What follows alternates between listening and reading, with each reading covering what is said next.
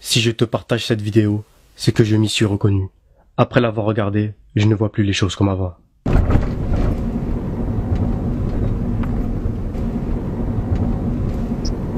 On est dans une situation critique, ya Ikhwan.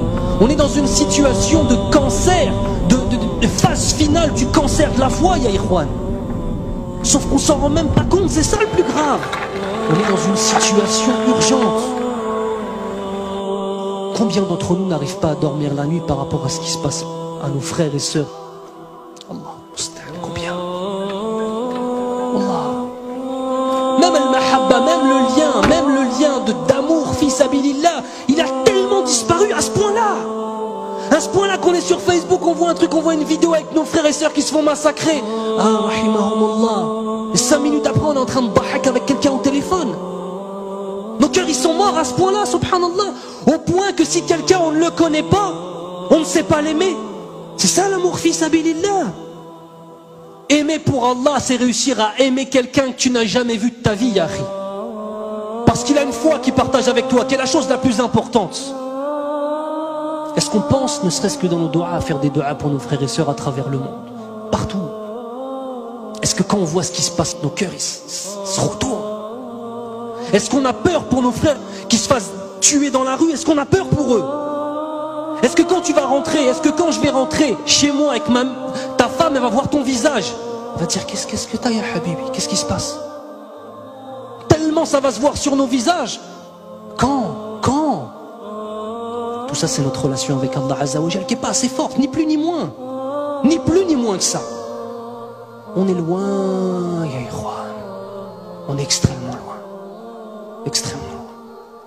Si un musulman, même si un bébé, bon, je vais pouvoir te dire, ça m'énerve. Tu vas pas tuer le bébé quand même? Moi, je tue le bébé. Moi, je tue le bébé. Mais un bébé de 2 ans, par exemple. Moi, je le tue. Mais 1 an, même si avec les femmes avec des grossesses, moi je le tue. Si le musulman ne parte pas dans le kilomètre 5, nous les Antilles, nous devons aller pour prendre tout le reste des musulmans là-bas pour manger. Parce que le musulman c'est bon pour manger. Parce qu'il avait beaucoup de têtes, donc il faut manger comme ça. Bon.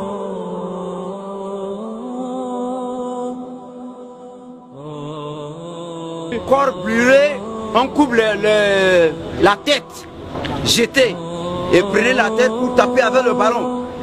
Ce n'est pas ça.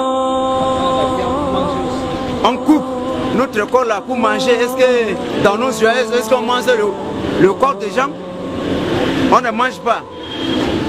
Ce sont les chiens qui mangent n'importe quoi, mais nous les gens comme nous là, comme vous là, on ne peut pas manger notre chair. C'est grave pour nous, c'est comme ça.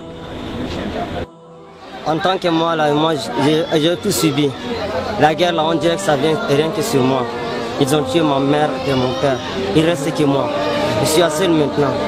Je ne sais pas là où j'allais. C'est pour cela que je suis resté ici, à la base des réfugiés. Et moi, j'ai parti à l'école. J'ai promené. À mon retour, les anti-Balaka sont attaqués. Et je suis précipité d'aller à la maison. Je n'y suis pas arrivé. Et ils m'ont dit qu'ils ont tué mon père et ma mère.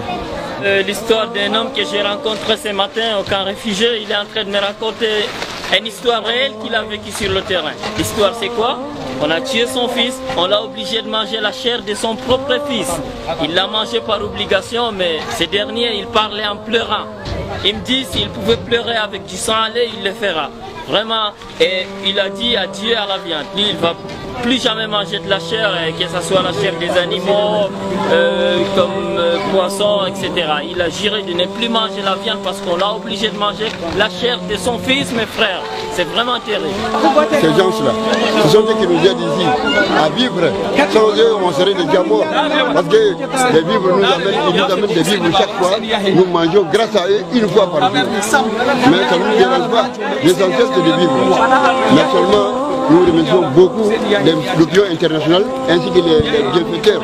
Nos bienfaiteurs que vous êtes. Alors nous vous encourageons de continuer à agir de la même façon pour ne pas que nous mourions de faim. Parce que nous venons très loin.